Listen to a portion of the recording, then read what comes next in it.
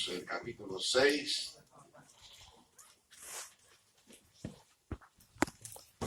Proverbios 6. Buscamos en el capítulo 6, vamos a buscar el verso 20. De Proverbios capítulo 6.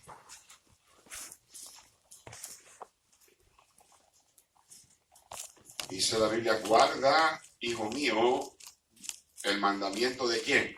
De tu padre. De tu padre. No se olviden de eso. Vamos a estar participando un poco sobre el mandamiento de ¿quién?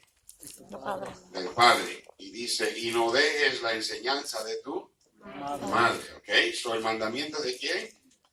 Del padre. Y la enseñanza de ¿quién? De la madre. ¿Ok? Dice, átalos siempre en tu corazón, enlázalos a tu cuello, te guiarán cuando andes, cuando duermas, te guardarán.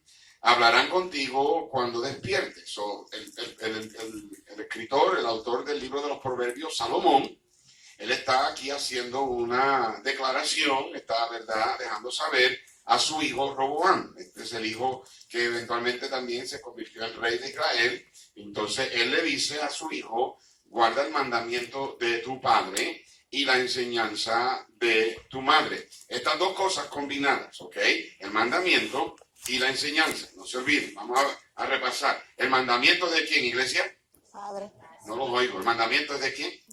Del padre. ¿La enseñanza de quién? De la madre. Estas dos cosas combinadas, dice la Biblia, átalos, ¿ok? El mandamiento y la enseñanza, átalos siempre en tu corazón y enlázalos a tu cuello. Al hacer eso, él dice, te guiarán. El mandamiento y la enseñanza, las dos cosas, ¿ok? Es bien importante que entendamos que está hablando de dos cosas aquí, ¿ok? Está hablando de dos cosas y les voy a explicar por qué en un momento, ¿ok? Estas dos cosas, que tú las atas en tu corazón y las amarras a tu cuello, dice, te guiarán cuando andes, ¿ok? Y cuando duermas. En otras palabras, durante el día y durante la noche, todo el tiempo. Y dice, y hablarán contigo cuando despiertes, ¿ok?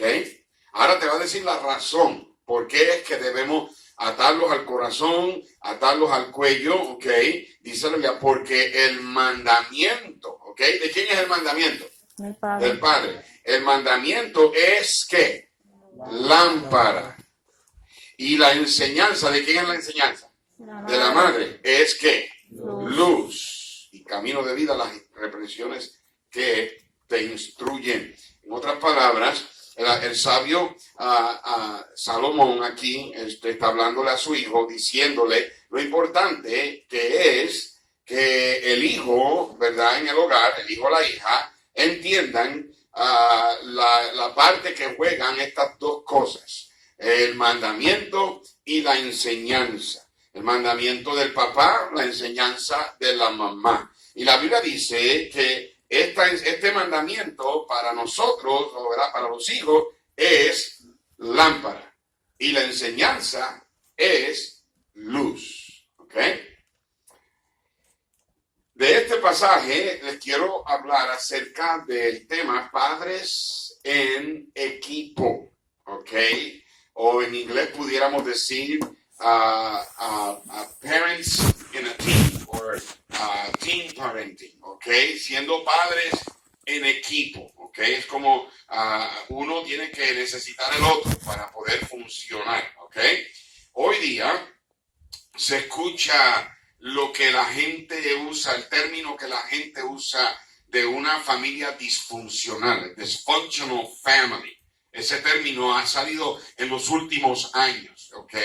Y es simplemente una familia que no funciona como debe. Eso es lo que la sociedad caracteriza a una familia disfuncional, que no está funcionando como debe, ¿ok? All right. Cuando algo no está funcionando como debe, pues se debe de investigar, se debe de ver qué es lo que está pasando, ¿ok? Ahora, no me malentiendan. Yo creo que todo hogar en cualquier momento a veces no funciona como debe, ¿ok? Todo hogar tiene sus momentos cuando hay que apretar tornillos, el papá tiene que decir, ok, un momentito, familia, vengan acá y déjame hablar. Yo tuve esas conversaciones, tuve esos momentos, Roberta y yo con nuestros hijos, todo eso, ok, matrimonio, ok, hermanitos y hermanitas, todo eso, no me malinterprete. Pero que sí es que cuando la palabra, ¿verdad? Cuando la gente usa ese término disfuncional, está hablando de la clase de familia que hoy día se está viendo allá afuera. Yo creo que todos debemos tener cuidado, ¿ok? Especialmente nosotros los cristianos, de no convertirnos en juiciosos o juzgar, ¿ok? Tengamos cuidado de no juzgar a otras familias, a no sentenciar. No, tenga cuidado cuando usted ve a un papá y una mamá que los hijos se portan mal y usted en la cabeza piensa, wow, si ese fuera mi hijo. No, no diga eso porque no es su hijo. Entiendo que a lo mejor usted tiene diferentes maneras de disciplinar, está bien, pero tenga cuidado, no vaya usted a decir algo. Mami siempre me decía, mi hijo, no ensucies el agua porque tú nunca sabes cuándo te la vas a tomar. ¿Ok? A veces tenemos que tener cuidado porque es bien fácil juzgar los hijos de los demás, ¿ok? Pero tenemos que entender, a veces, Cristo dijo, no juzguéis para que no seáis juzgados, ¿ve? Con la misma medida que juzgamos, ¿verdad? Nos van a medir, ¿ve? Entonces él habló de la hipocresía. Y él dijo, ¿cómo puedes tú tratar de sacar una paja en el ojo de tu hermano cuando tienes una viga? Y el Señor usó una hipérbole, él usó una exageración. ¿Qué es una viga? Un 2x4. Imagina a alguien tratando de entrar aquí a la iglesia con un 2x4 en el ojo, ¿ok? Eso, ¿qué va a pensar? Mira lo que la esposa le... No, anyway, un 2x4, no es eso. Lo que está diciendo es, imagínate que yo tuviera un palo, un tipo de algo bien grande en mi ojo, tratando de mirar, y voy donde el hermano Miguel, déjenme un momentito, con ese ojo así, con esa tabla así en el ojo, déjenme sacarle la pajita que tiene en el ojo. Es imposible. En otras palabras, hay dos cosas que tenemos que entender. Siempre tenemos la tendencia de estar mirando los errores de los demás en vez de mirar los errores de uno mismo. Y número dos, está dando a entender que una de las cosas que nos impide a nosotros, o sea, que no debe, las razones por las cuales no debemos juzgar es porque no estamos viendo bien, no vemos bien. Cuando nos ponemos a mirar los errores de los demás, y tenemos nuestros propios errores, no estamos mirando bien, ¿ok? Ahora, debemos que tener cuidado, pero hoy día, tristemente, parece que la sociedad demuestra a familias que tienen características disfuncionales en lo que, ¿verdad?, ellos se refiere en todos los aspectos. Papás adictos a la droga, no tienen carácter ni disciplina, tal vez se basan con amigos.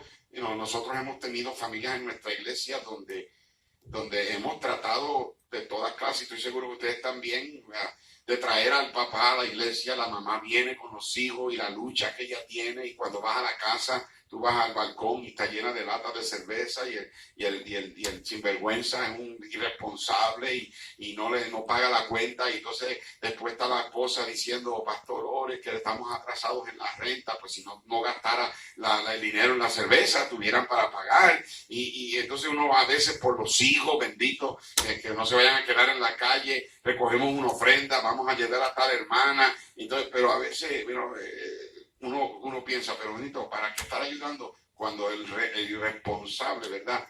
Así hay muchos. O puede que el papá sea un vago, no trabaja, la mamá es la que tiene que estar trabajando, o ve familias que en vez de casarse, ¿verdad?, quieren vivir en concubinato para poder agarrar el WIC y poder agarrar la ayuda del gobierno, y mienten y manipulan y todo, pero lo que tienen es un desastre en casa. O tal vez la mamá es una adicta a la televisión, se la pasa viendo novelas y no arregla nada en la casa, no cocina a veces, la casa está hecho un tiradero, parece que estalló la bomba de Hiroshima allá adentro. O tal vez es una gritona, gritando todo el tiempo, no tiene control de los hijos en la casa peleando, constantemente están también adictos a la tele, no tienen disciplina para la escuela. El lugar literalmente está fuera de control. parece que no puede controlar a los hijos. Los hijos se la pasan peleando, gritando, o se van y salen cuando quieren y entran cuando quieren. Tienen hijos de adolescentes ya de 12, 13 años que no los pueden controlar. Yo no sé cuántas veces yo voy a predicar a una conferencia y después de un mensaje viene una mamá y con las lágrimas me dice: pastor, ore por mí, tengo una hija de 13 años que no la puedo controlar. Y yo me convertí hace poco, pero es que ella, hace poquito estuve en California la semana pasada y yo prediqué un mensaje acerca del control demoníaco dentro de los hogares. Hay muchos hogares cristianos, estoy hablando de hogares cristianos, que no son poseídos, pero son oprimidos por el diablo. Y es porque le han dado lugar. La Biblia dice: no deis lugar ¿a quién? Al diablo. Pero le dan lugar. De vez en cuando alguien me invita a predicar a una conferencia y yo llego allá y predico y el pastor me dice: pastor, hay una familia en la iglesia que lo quiere en la casa para comer. Está bien, vamos. Y me llevan a mediodía o después de la conferencia del día o algo, por la noche después del servicio, y yo llego allá y: pastor, qué bendición, queremos que se sienta en casa. Ok, pues yo entro y me quito los zapatos, tiro la chaqueta, voy a la nevera, la abro a ver qué hay de comer, porque eso es lo que yo hago en casa, ¿no? Yo me quito los zapatos, voy a la nevera y veo lo que hay de comer. Entonces, hay cristianos que literalmente, ya arreglaron el inalámbrico, me estoy aquí enredando con este cable. Hay cristianos que le dan lugar al diablo en la casa y muchas veces el hogar está fuera de control completamente. Basurero, no barren, no trapean. El papá no hace nada en la casa para poner orden. Y cuando las cosas se salen de control, cuando todo está fuera de control, no funciona bien como debe funcionar el hogar. Nada, podemos nosotros esperar eso de la gente que no tiene a Cristo. Podemos esperar eso. La gente que está esclavizada por el diablo, están ciegas, viven en un mundo de tinieblas. Los muchachos adictos a las redes sociales, adictos a los juegos electrónicos, juegos digitales. A veces estos juegos digitales, sin darse cuenta, son la misma avenida por donde el mismo demonio se mete.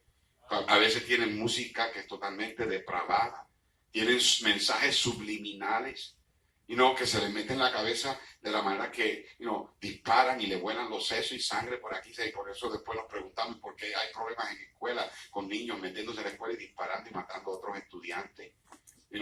Es un control, es una opresión demoníaca.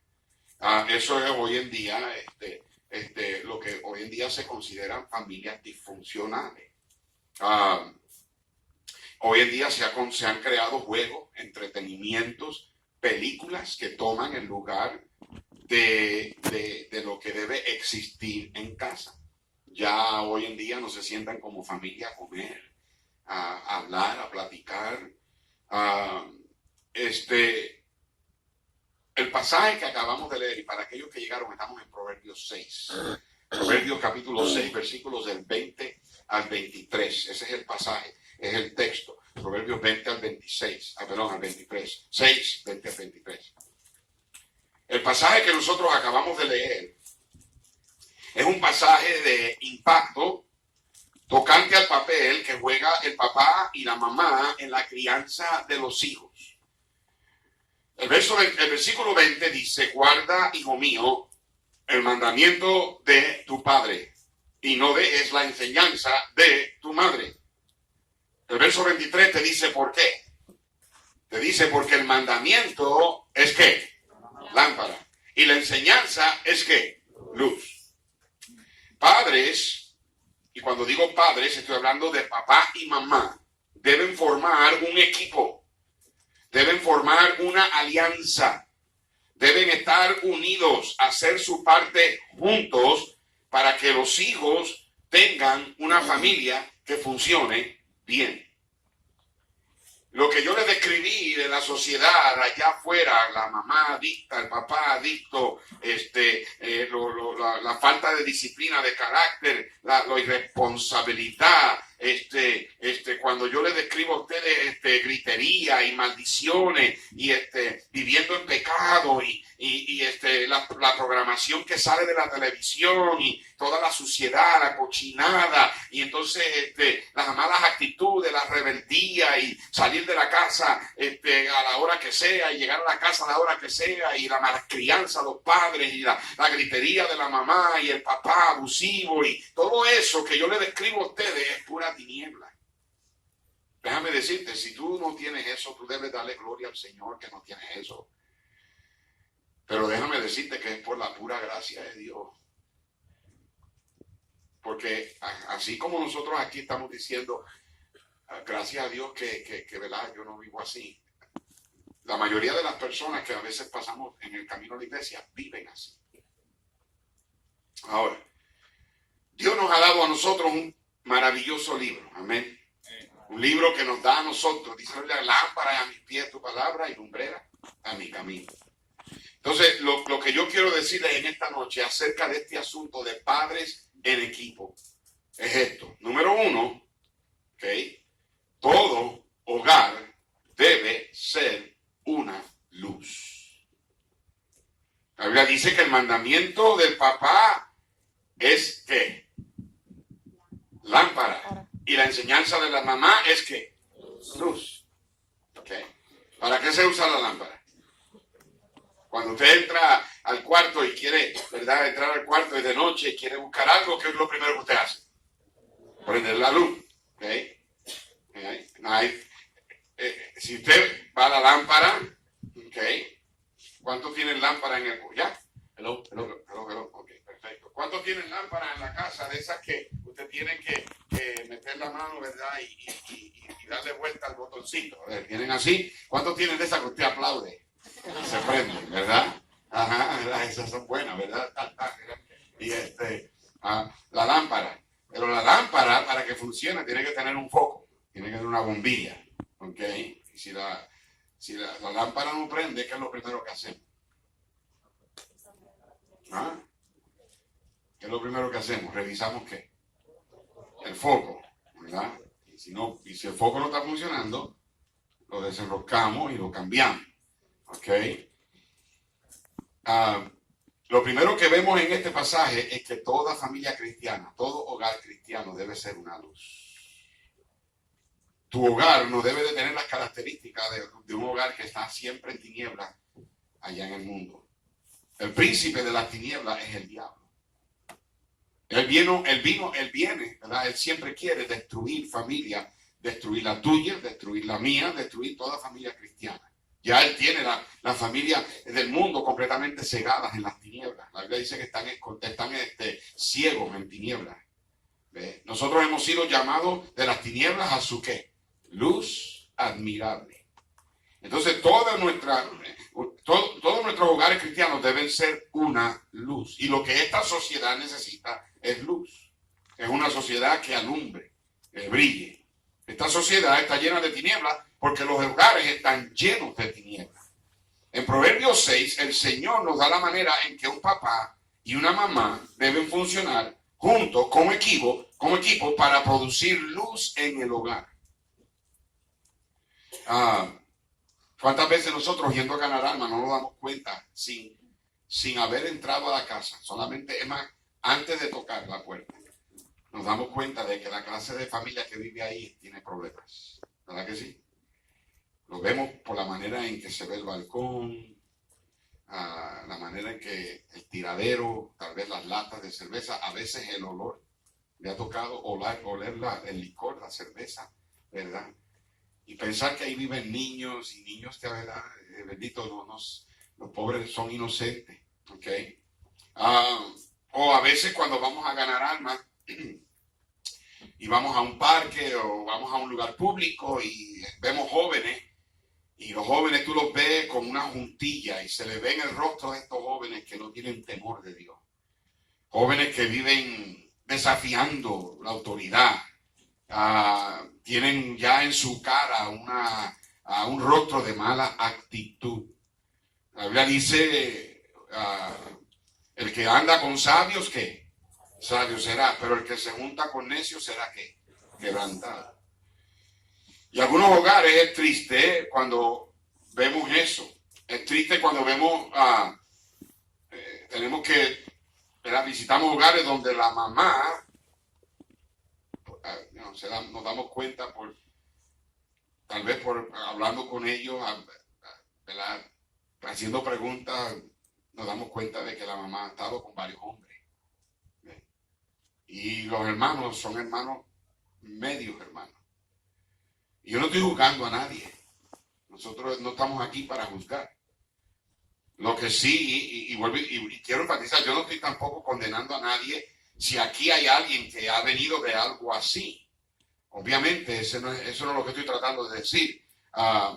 Nadie aquí es mejor que nadie. Todos aquí somos pecadores salvos por la gracia del Señor. Y cuando Cristo le trajeron a la mujer sorprendida en adulterio, Él nunca dijo que no la apedrearan. Él simplemente dijo, el que de ustedes esté sin pecado, que comience. Nadie aquí tiene la autoridad o el derecho de tirarle piedra a nadie. No podemos juzgar a nadie que ha pasado o ha venido, ¿verdad? Yo prediqué la semana pasada en California con un pastor que yo no conocía, se llama Emanuel Ponce. Él es de Baja California, de Rosarito allá, un poquito al sur, como 30 minutos al sur de Tijuana. Y muchacho joven, pastor lo conoció en Oaxaca. Y el testimonio de ese muchacho, yo me quedé sorprendido. Cuando tú lo oyes predicar, la primera impresión que yo tuve de este muchacho es que él había sido criado en el Evangelio, viene de una familia cristiana, porque todo lo que predicó y de la manera que se condujo y su ¿verdad? Expresión, además, parecía que tú nos pones uno al lado del otro y nos oyes predicar y tú vas a llegar a la conclusión que el pastor Ortiz y el pastor Ponce vienen del mismo trasfondo familiar, papá, mamá cristianos, se criaron en una buena iglesia, todo eso, pero no. El pastor Ponce estaba diciendo que cuando él tenía 6 años, su hermana tenía 2 hermanas mayores que él, una tenía 12 en ese momento, 6 años mayor que él, y la otra tenía 8, entonces venía él de 6 y otro hermanito más pequeño que él,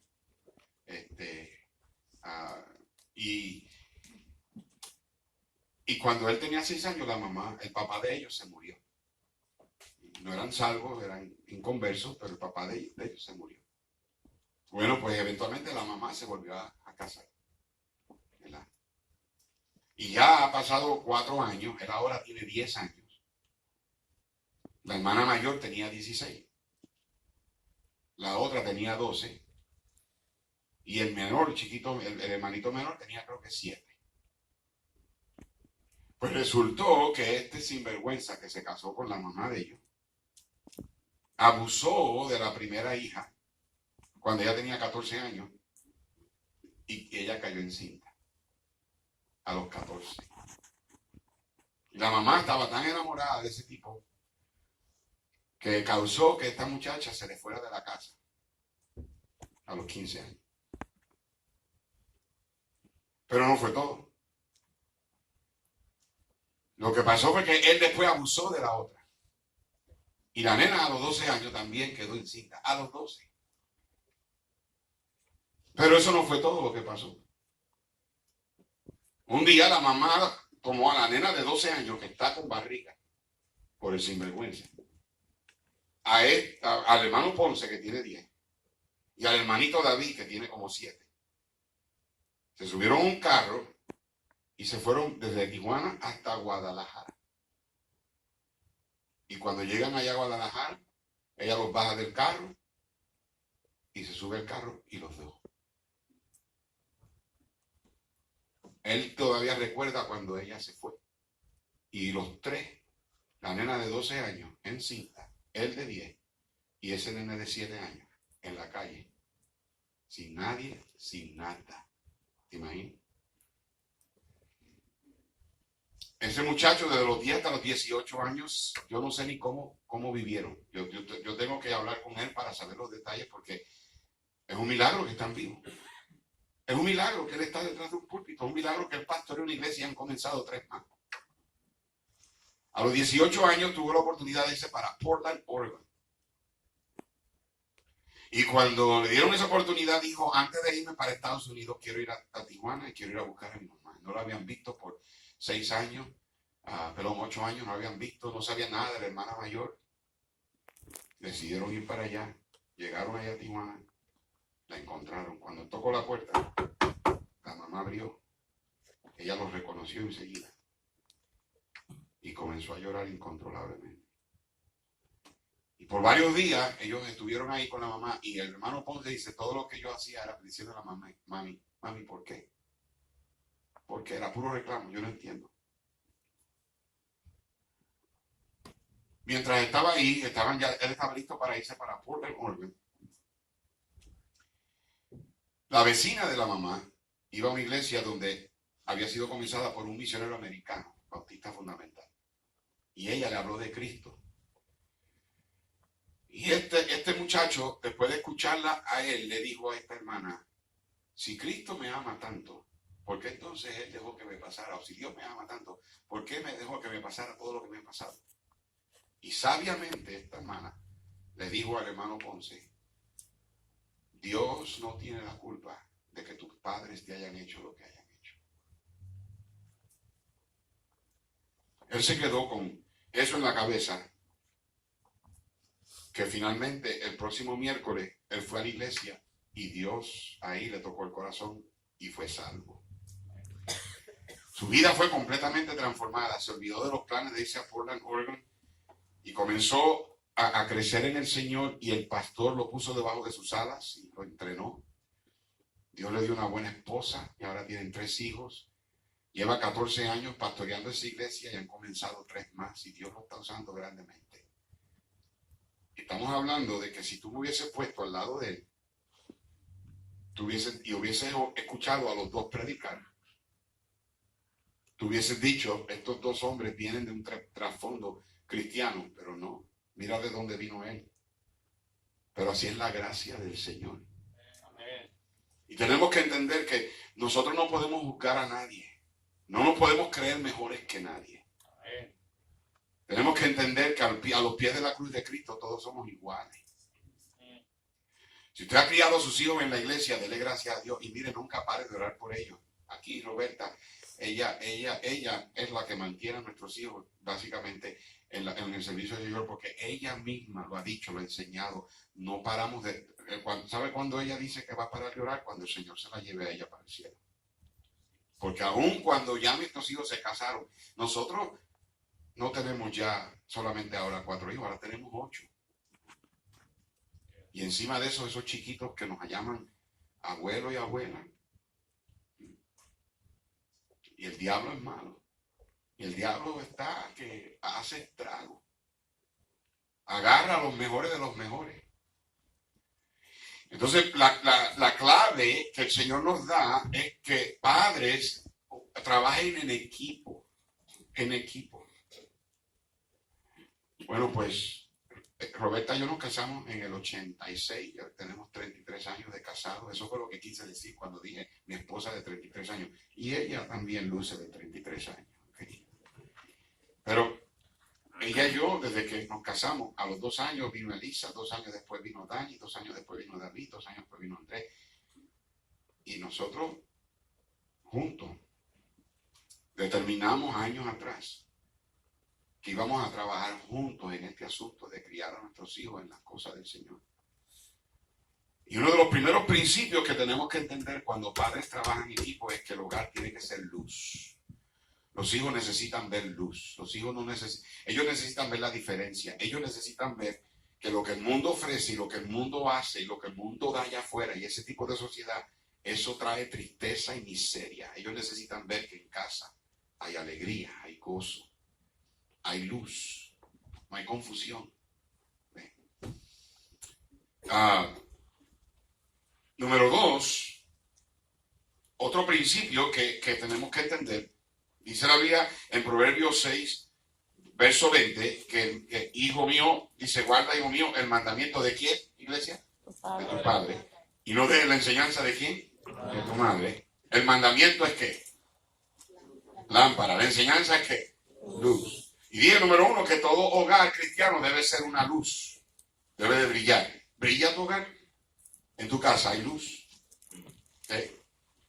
En tu casa, tus hijos consideran que en tu casa hay estabilidad, hay armonía, hay amor, los hijos no están confundidos, los hijos se sienten seguros. ¿Okay? Número 2, el hogar fue creado por Dios en donde Él nos revela el diseño de la familia. El hogar fue creado por Dios donde Él nos revela el diseño de la familia. El hogar tiene que ser luz y una de las cosas que el hogar revela es el diseño que Dios creó, el diseño que Él le dio a la familia. Uno de los diseños que vemos en el hogar es la Trinidad, la Santa Trinidad. En el bautismo, cuando Jesús fue bautizado, vino una paloma que era representación de ¿qué? Espíritu Santo. Estaba Cristo en el agua y una voz del cielo que era la voz de ¿quién? De Dios el Padre. Eso tiene a Dios el Padre, el Hijo y el Espíritu Santo. En la familia, Dios también dio un diseño. El diseño de la Santa Trinidad. La familia no es un fenómeno creado por el gobierno. Por eso es que, mire cómo el mundo piensa. El mundo tiene el concepto del amor totalmente equivocado. Ahora, hoy en día, 2 hombres se pueden casar porque dicen que se aman. Como dice el doctor Chapatín, guácala, me da cosa. Imagínate. Los animales tienen más sentido común. Yo nunca vi un toro en Puerto Rico irse detrás de otro toro. Pero ahora 2 hombres se quieren casar y quieren adoptar. Y uno es papá y una es mamá.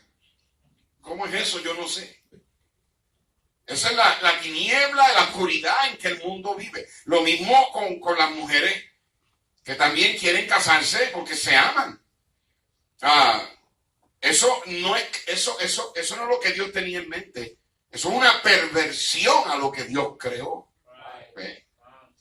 Y Dios creó un hombre y una mujer para el resto de su vida, hasta que la muerte los separe. No significa que lo mates, hermano. ¿Ok?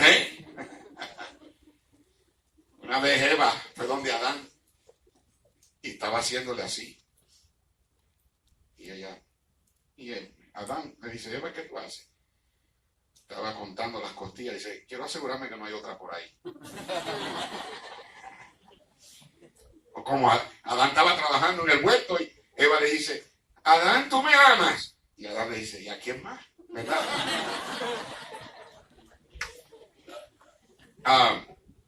Para tener la bendición de Dios, tú tienes que seguir el diseño que Dios le dio a la familia.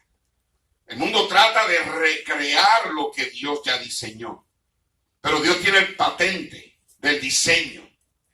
Y no está a la venta para el hombre hacer que lo que quiera con ese diseño. La definición que yo le doy a la familia es esta. Es cuando 2 o más personas están relacionadas, ya sea por matrimonio, sangre o adopción. ¿Ok? Familia, hogar, es cuando 2 o más personas están relacionadas por matrimonio, sangre o adopción. Si hay un esposo y una esposa, ¿verdad? Varón y hembra, una familia que están casados, un matrimonio, eso es un hogar. Y a ese hogar Dios le da hijos. Una familia no es gente viviendo junta. El hombre no tiene el derecho de rediseñar la familia, así como él tampoco puede hacer de un mapache, convertirlo en un zorrillo. Él no tiene el derecho de rediseñar la familia, así como él no puede agarrar un tiburón y convertirlo en un gorila. el hogar es un diseño que Dios le ha dado a la sociedad para que sepa lo que es la familia. Recuerda que el mandamiento del papá es lámpara, la enseñanza de la mamá es luz. Quiere decir que todo hogar debe ser luz, debe de brillar y debe demostrar el diseño que Dios le dio. Estamos hablando de padres en equipo.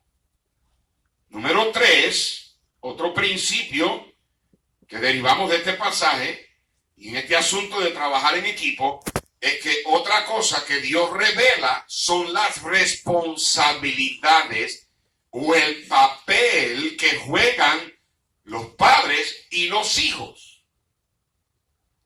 Dios tiene el patente, Él tiene el diseño y Él tiene las instrucciones y Él dice quién hace qué, Él dice quién hace cuándo y Él dice quién no hace, Él da las instrucciones. Todo lo que yo he dicho hasta ahora son verdades bíblicas, amén. Y lo que te voy a decir ahora es tanto una verdad bíblica como lo que yo te he dicho. Voy a darte verdades acerca del papel que juegan papá, mamá y los hijos, que son tan verdades bíblicas como lo que te he dicho hasta ahora.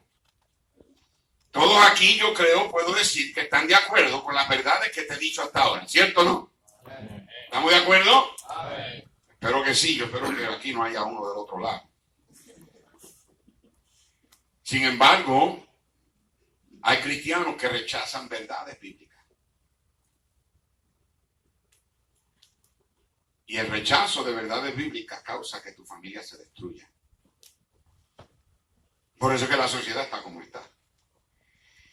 El papá tiene sus responsabilidades, la mamá tiene sus responsabilidades y los hijos tienen sus responsabilidades. En la Biblia sabemos que el esposo debe de amar a su esposa como Cristo amó a la iglesia. Y se entregó a sí mismo por ella. En la Biblia vemos que la esposa debe sujetarse al marido y respetarlo y reverenciarlo.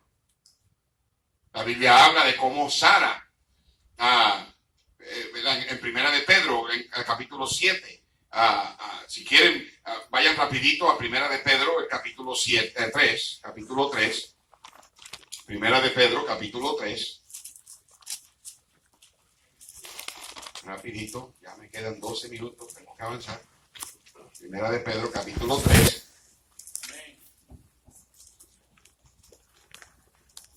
Versículo 1. ¿Cuál es la primera palabra en ese capítulo? Así mismo. Cuando usted lee esa palabra, así mismo, ¿a qué se refiere? ¿Ah? Eso sería También. También. Sí mismo, 3 palabras, pero esto es todo junto. Así mismo. También. También. También. También. De esta misma manera. Igualmente. Cuando leemos ese pasaje, cuando leemos esa palabra, tenemos que entender, iglesia, que cuando leemos la Biblia tenemos versículos, tenemos capítulos, pero los capítulos, versículos no fueron inspirados. Cuando Pedro escribió esta carta, él no la escribió con números así. Esto lo hicieron los que tradujeron la Biblia para nuestro beneficio de poder encontrar los pasajes. Pero esa palabra así mismo, o de igual manera, igualmente, se está refiriendo a algo que ya fue dicho. ¿Ve? ¿Están entendiendo? ¿Qué fue lo que estaba diciendo Pedro antes? Bueno, pues vaya al capítulo 2. En el capítulo 2, en el versículo 21, dice, pues para esto fuiste llamado. Porque también Cristo padeció con nosotros, dejándonos ejemplo para que sigáis sus pisadas. Pedro está hablando aquí de lo que Cristo padeció y del ejemplo que él es. ¿Okay? Versículo 22. El cual no hizo pecados y no se halló engaño en su boca.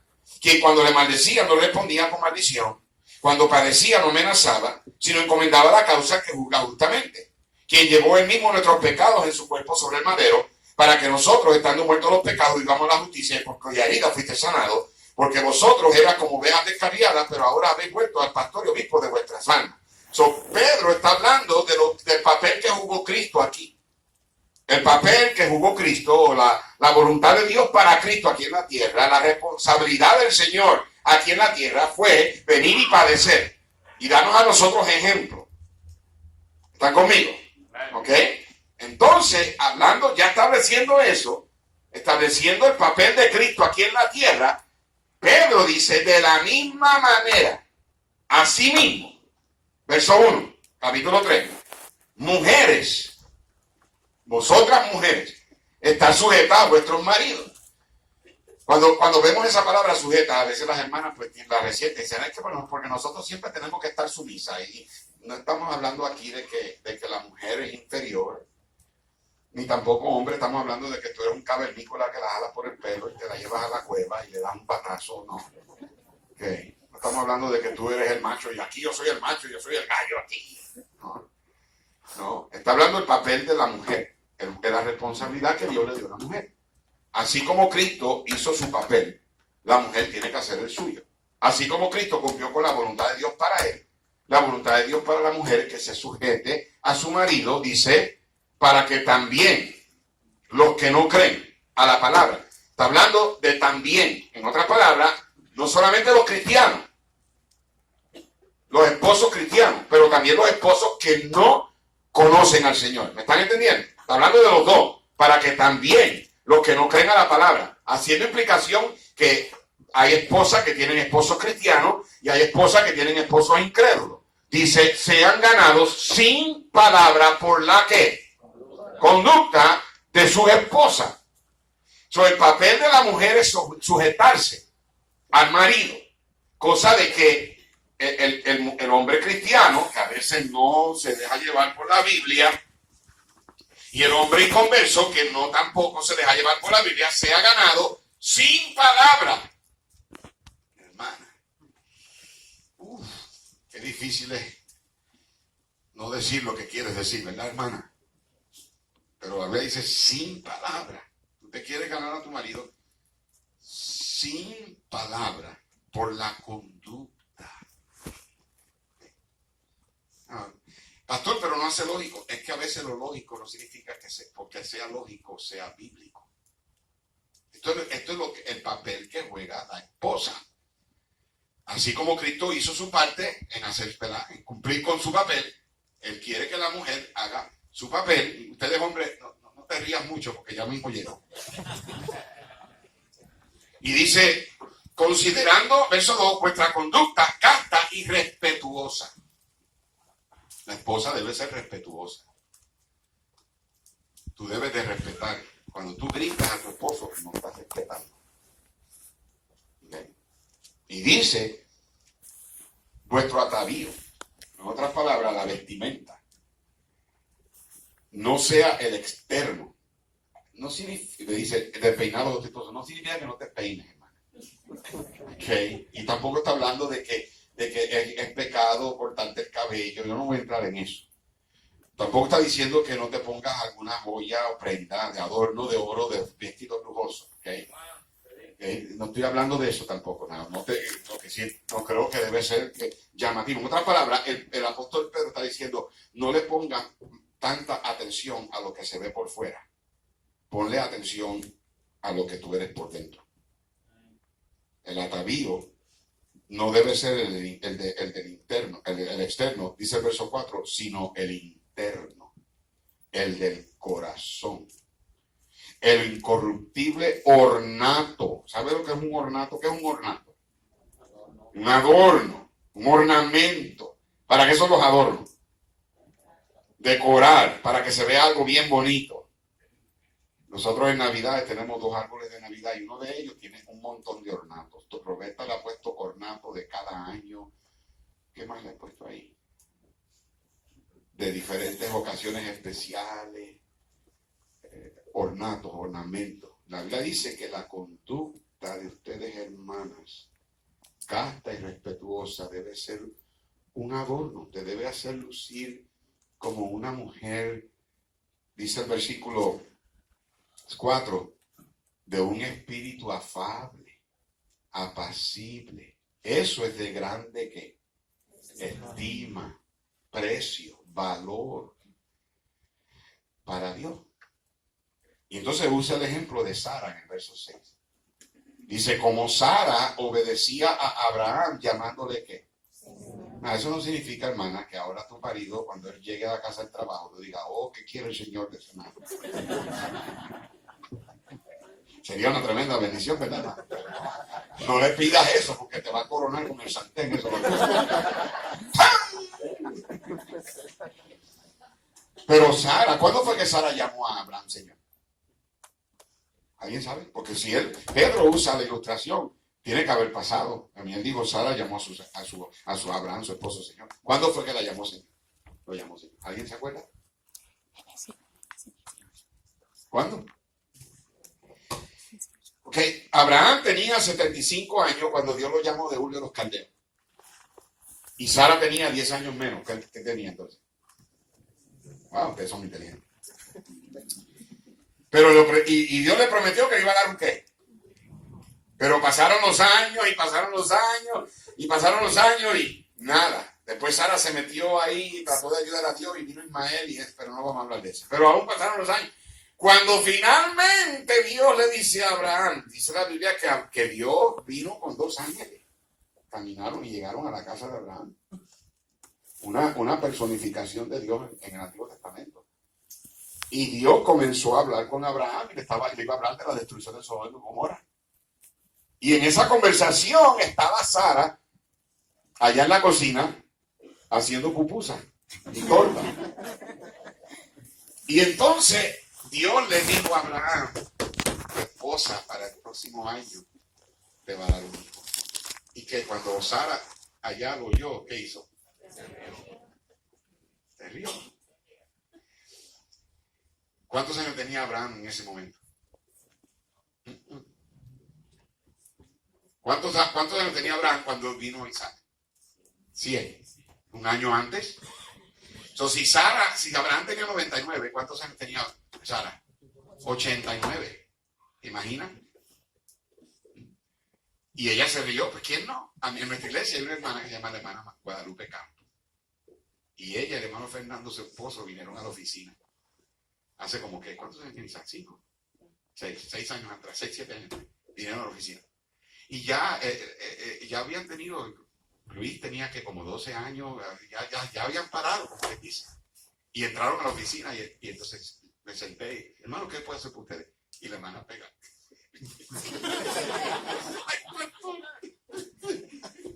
Y yo miro al hermano Fernando. Y, hermana, pero está bien. Sí, pastor. Y yo digo, hermano Fernando, ¿viene otro? Parece que sí, papá. ¡Ups! Y hasta le dieron el nombre de Isaac al niño. Porque Isaac significa ¿qué? Risa. Bueno, pues, imagínate que el hermano Miguel y la hermana Lucy van a tener un bebé. Mira cómo se ríen.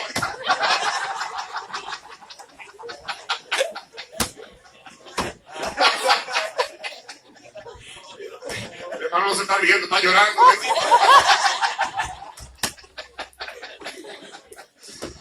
Entonces, imagínate. No, voy a algo rapidito. Ahora, Sara cae encinta. Y camino, en el año que está encinta, llegan a un lugar que se llama Gerar. Y Abraham. ¿Cuántos años tiene Sara? Y él tenía. Y Abraham le dice a Sara, cuando entran a Gerar, dile a la gente que eres mi qué. ¿Por qué? Porque eres. Y si ellos se enteran que tú eres mi esposa, te matan. Me matan a mí para quedarse contigo. Hermanos, perdónenme, pero yo nunca he visto una mujer de 89 años que los hombres digan, wow, qué mamá chula. Pero tú sabes lo que hacía a Sara una mujer hermosa. Era el espíritu de afable y apacible.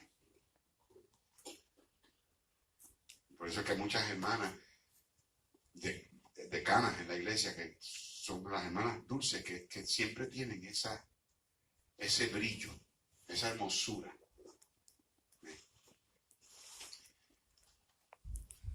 Dios está diciéndole en el diseño de la familia que la esposa tiene sus responsabilidades. Mira el verso 7 de primera de Pedro 3. Vosotros, maridos, ¿qué? Igualmente. Tú también tienes tus responsabilidades. Tú también juegas un papel. Y Dios dice, viví con ellas, ¿qué? Sabiamente. Aprende a tu esposa. Conoce a tu esposa.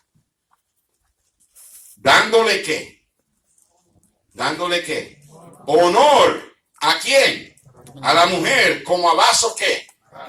Eso no significa que ella es inferior. Más frágil significa que tú eres frágil, pero ella es más frágil que tú. Más frágil significa que ella es más fácilmente ofendida, herida.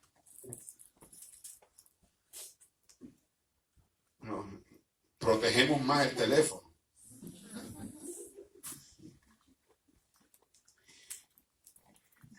Cuando Dios dice que el Padre y el mandamiento es lámpara, la madre, la enseñanza es luz, está diciendo que padres deben trabajar juntos para que el hogar sea una luz que brille.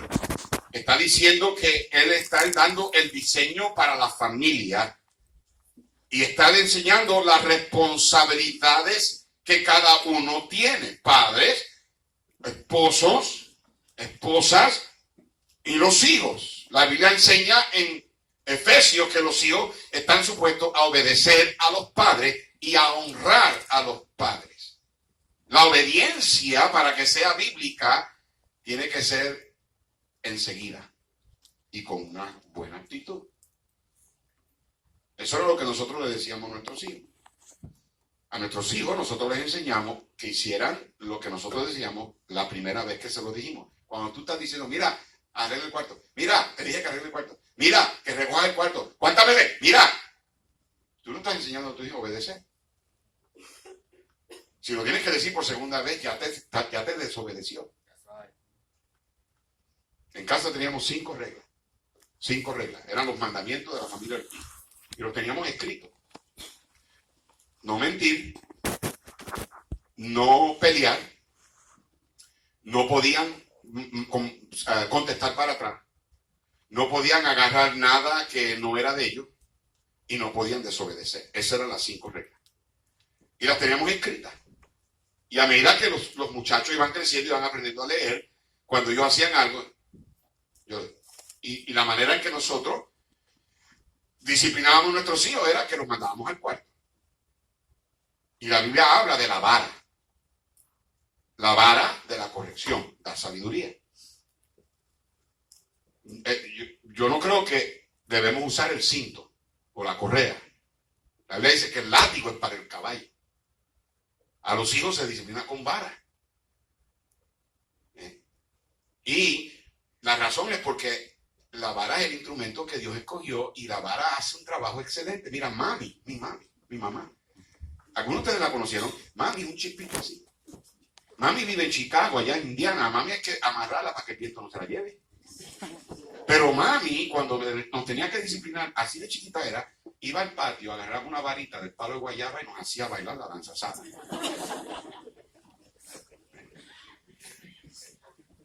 Con el cinturón, si no tenemos cuidado, tenemos que echar el brazo hasta acá y entonces estamos dando y le pegamos por donde hacemos daño al cuerpo. La vara, si usted lo hace como Dios dice, nosotros decíamos a nuestros hijos, espérame en el cuarto, y yo hacía eso, número 1, para yo calmarme y no airarme, y número 2, para que ellos pensaran en lo que hicieron.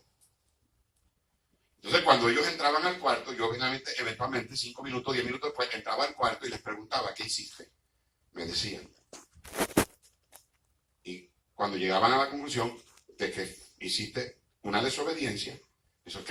A los varoncitos, yo les decía, bájate el pantalón, nunca la ropa interior, bájate el pantalón, y yo los ponía que se acostaran boca abajo, ponían la boca, la cara en la almohada, podían gritar todo lo que querían gritar en la almohada, las manos debajo de la almohada, no ponga las manos atrás, y con la vara, teníamos una vara de esas que usted usa para cortinas o algo, ¿ok?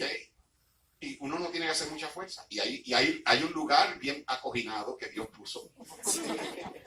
Y con la vara, mire, y la vara lo que hace es que arde. Y la vara le rompe la voluntad. La ley dice que la necedad está ligada al corazón del muchacho. Y algunos de estos niños están sufriendo aquí.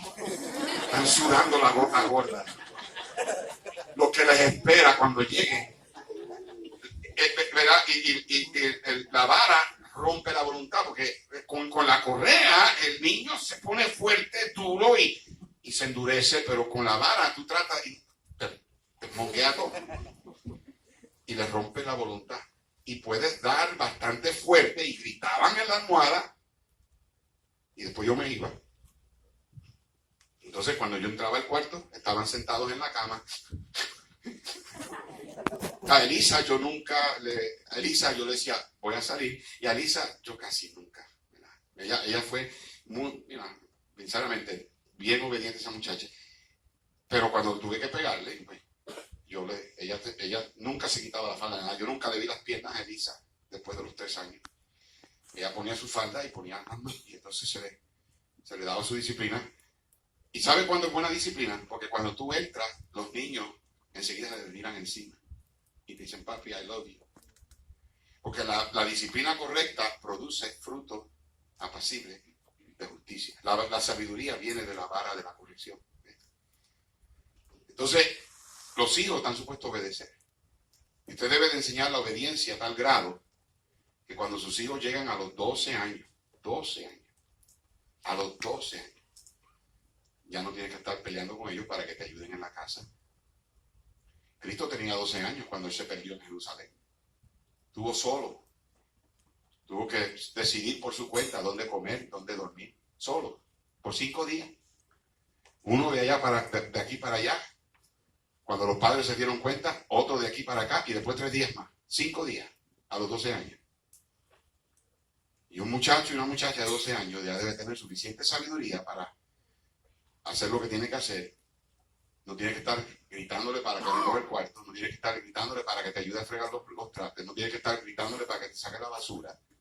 Debe ser responsable. Y Dios hizo eso en el diseño de Proverbios 6. Lámpara y luz. Brilla. Él enseña el diseño. Él enseña la responsabilidad. Y de la misma manera que cuando una lámpara, de nada vale que tengas una lámpara y no tengas un foco. Y de la misma manera que tengas un foco, pero no tienes una lámpara. Tú puedes tener una lámpara, una linterna. Y si la linterna no tiene el foco, pues entra en un cuarto y tú puedes tener el foco de la linterna. Y si no tienes pila, no tienes luz. Padres deben trabajar juntos en equipo para que el hogar funcione. Y si lo hacen, Dios bendice. Cuando hay luz, no tropezamos, dice la Biblia. Pero el que anda en tinieblas tropieza porque no sabe por dónde va.